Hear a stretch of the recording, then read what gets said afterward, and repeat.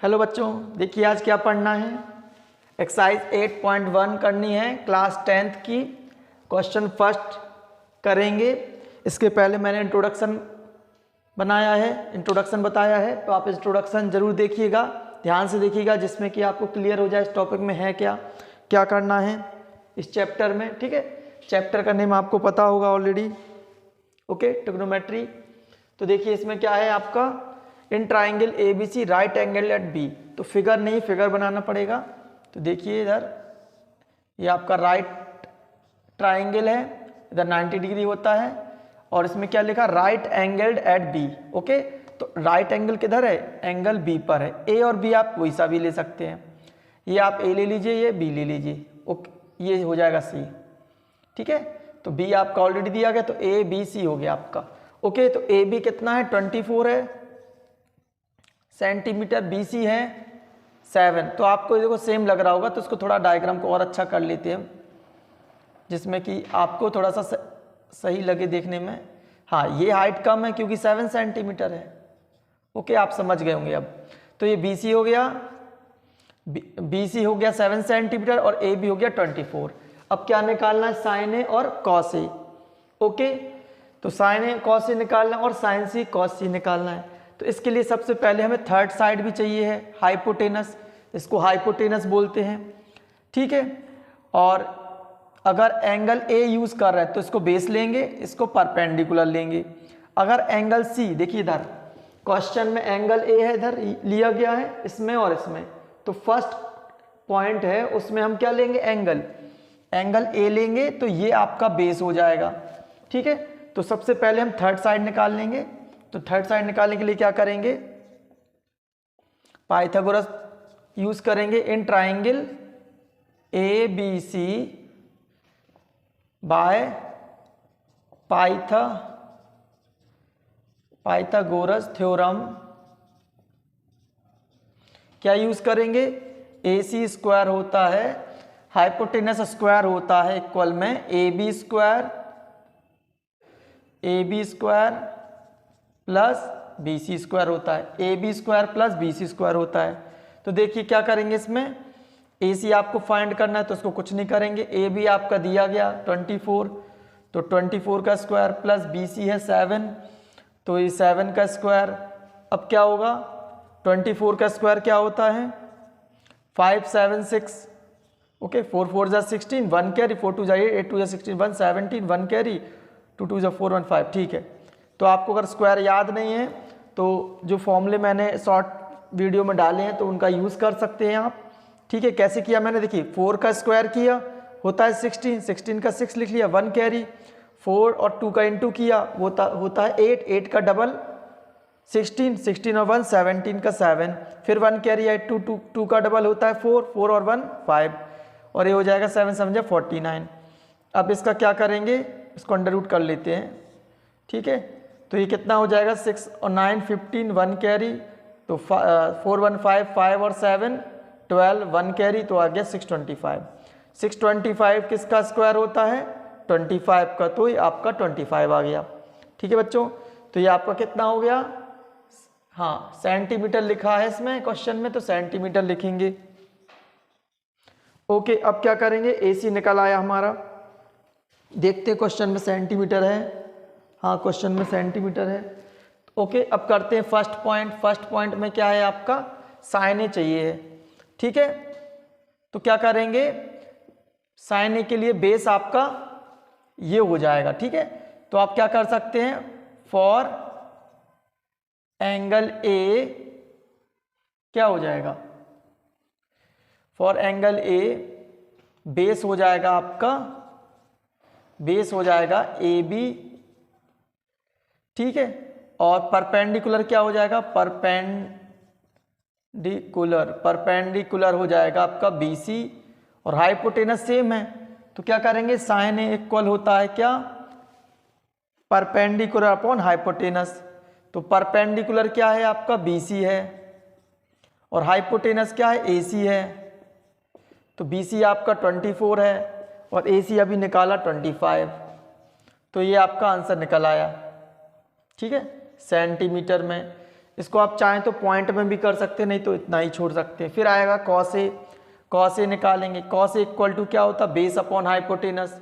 तो बेस क्या है, बेस हो जाएगा आपका A B, base A B है, और हाइपोटेनस होगा ए सी। ये आपको लर्न होंगे। कॉस इक्वल टू होता है base upon hypotenuse, sine equal to होता है परपेंडिकुलर अपॉन हाइपोटेनस। ठीक है, एंगल ए दिए गए हैं, इसलिए एंगल ए के लिए ये लिया आपने बेस, और ये हो जाएगा परपेंडिकुलर। हाइपोटेनस सेम रहता है। तो ए सी कितना है, ए सी है आपका 25, और क्या कर दिया यहाँ पे मैंने मिस्टेक कर दी, हाँ बेस ए बी लिखना था, बेस ए बी, तो ये हो जाएगा 24, और हाइपोटेनस है आपकी ए सी तो 25, ये आपकी सेम रही। फिर गड़बड़ हो रही है यहाँ पे, ए बी कितना है 24, अच्छा बी सी, ओके ये 7 करना था, तो मिस्टेक कर दी थी। बी सी क्या है, परपेंडिकुलर तो 7 करना था, और ए बी आपका बेस है तो 24, हाँ अब करेक्ट है सेंटीमीटर। अब इसका बच्चों सेकंड करना है, सेकंड के लिए इरेज कर लेते हैं इसको। ठीक है, सेकंड के लिए इरेज कर लेते हैं, इधर लिख देते हैं 25 सेंटीमीटर। तो सेकंड पॉइंट करते हैं इसको। सेकंड पॉइंट में क्या है इसका, साइन सी के लिए क्या करेंगे, फॉर एंगल सी के लिए क्या हो जाएगा, बेस हो जाएगा आपका। देखिए एंगल सी ले रहे हैं अब, तो ये आपका बेस हो जाएगा, तो बेस क्या हो जाएगा, बी सी हो जाएगा, और परपेंडिकुलर हो जाएगा, परपेंडिकुलर हो जाएगा आपका बी सी। ये क्या है, ए बी हो जाएगा परपेंडिकुलर।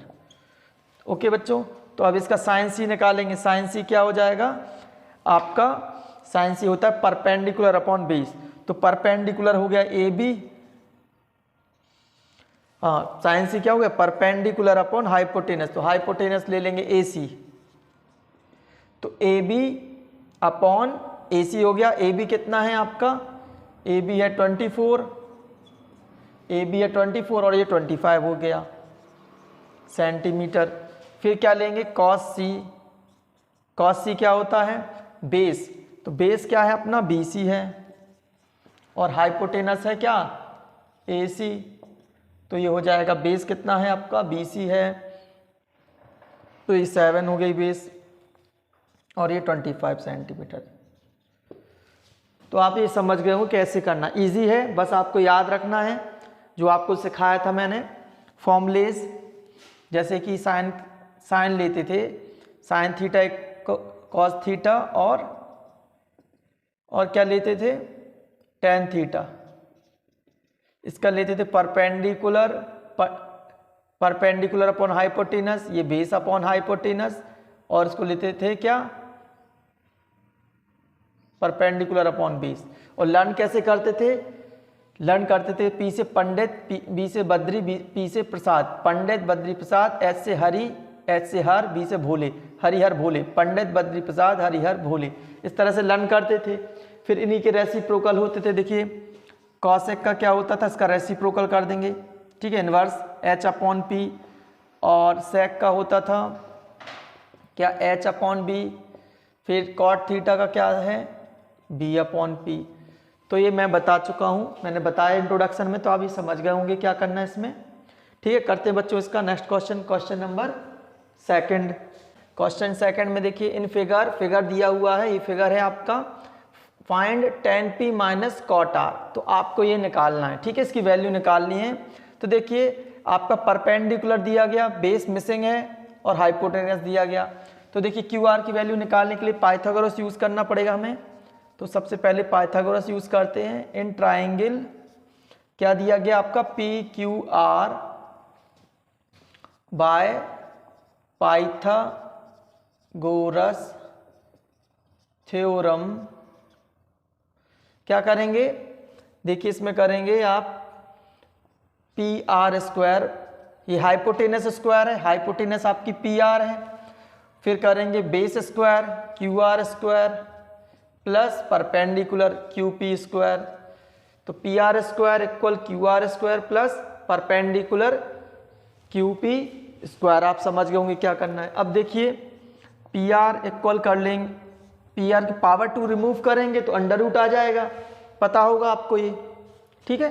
तो क्यू आर कितना है आपका, क्यू आर में से अच्छा ये इस करने से, ये एक ऐसा करने से नहीं आएगा, तो इसको अभी नहीं करते हैं, तो पी आर स्क्वायर रहने ही देते हैं। और आप क्या वैल्यू किसकी किसकी है हमारे पास, क्यू पी की है वैल्यू, क्यू पी की वैल्यू है एन, पी आर की, तो पी आर की वैल्यू ले लेते हैं।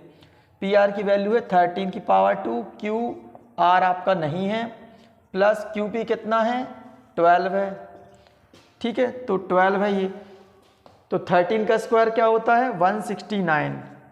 अगर आपको नहीं आता है तो 13 मल्टीप्लाई 13 आपको करना पड़ेगा क्योंकि पावर 2 है, ठीक है। क्यू आर स्क्वायर प्लस 12 की पावर 2 है, मीन्स 12 का मल्टीप्लाई 12 में करना पड़ता है जो कि होता है 144, ठीक है। फिर क्या करेंगे आप 169 144 को लेफ्ट में ले आएंगे, 1 माइनस का 144 इक्वल क्यू आर स्क्वायर, 169 में से 144 माइनस करेंगे तो 25 आएगा, ठीक है। तो क्यू आर इक्वल टू क्या हो जाएगा अंडर रूट 25, 2 हटेगा तो रूट में आ जाएगा, फिर इसको चेंज कर लेंगे तो ये आ गया आपका 5, ठीक है। आप यूनिट लिख सकते हैं, यहाँ पर कुछ है नहीं है तो आप यूनिट लिख सकते हैं, ठीक है। अच्छा लिखा है यहाँ पे सेंटीमीटर, ओके मैं क्वेश्चन देखता हूँ कि सेंटीमीटर, हाँ सेंटीमीटर लिखा है तो सेंटीमीटर लिख लेते हैं। तो आपकी थर्ड साइड आ गई क्यू आर कितना है आपका 5 सेंटीमीटर, ओके बच्चों। तो इसकी वैल्यू निकालते हैं 10p माइनस कॉट आर। तो इसके लिए क्या करेंगे, देखिए 10p क्या है, p आपका देखिए ये है, तो p अगर ये है तो p की अगर ये है तो बेस ये होगा, हाइपोटेनस को कभी भी बेस मानते ही लेते ही नहीं, तो देखिए इसको लेंगे नहीं तो बच्चा ये लाइन ये एंगल है वो किससे कनेक्टेड है, दूसरी लाइन ये है तो इसको बेस मानेंगे, ठीक है। तो बेस ये है तो आप ध्यान से देखिए 10p इक्वल क्या होता है, 10p का फॉर्मूला होता है परपेंडिकुलर अपॉन बेस। तो अगर क्या होता है 10p equal to perpendicular upon base होता है, ठीक है। तो आप देखिए ये बेस है क्योंकि p एंगल है आपका, p ये ले रहा है तो ये बेस है, तो परपेंडिकुलर लिखना है हमें, तो ये होगा परपेंडिकुलर आपका क्यू आर अपॉन, और फिर फॉर्मूले में बेस है तो बेस आपका ये होगा क्योंकि p ये है, तो आपका क्या लिखेंगे क्यू पी लिख लेंगे, Q P minus cot R है, कॉट आर के लिए क्या होगा, आर इधर है आपका, आर इधर है, हाइपोटेनस का भी बेस लेते नहीं है, तो आर के लिए फिर दूसरी लाइन ये है तो ये बेस हो जाएगा आपका क्यू आर बेस हो जाएगा, तो क्यू आर बेस हो जाएगा, ठीक है। इसका फॉर्मूला क्या होता है, कॉट आर का पहले होता है इसका देखिए 10 का इनवर्स होता है, तो इनवर्स करेंगे तो बेस अपॉन परपेंडिकुलर, मीन्स क्या बेस आपका हो गया Q R, base Q R हो गया, और ये हो जाएगा आपका क्या परपेंडिकुलर क्यू पी। तो क्या लिखेंगे Q R upon Q P, और तो अब वैल्यू पुट कर देंगे, क्यू आर कितना है आपका 5 है, क्यू पी कितना है 12 है, क्यू आर फिर से आपका 5 है और क्यू पी क्या है आपका 12 है, तो इसकी वैल्यू क्या हुई कैंसिल होकर 0 आ गया। तो ये आपका क्वेश्चन कंप्लीट हो गया बच्चों, आज के लिए इतना ही रहने देंगे। इसी तरह मेरे चैनल से जुड़े रहें, लाइक करें, सब्सक्राइब करें, कमेंट करें, कोई डाउट है आप बता सकते हैं। आज के लिए इतना ही।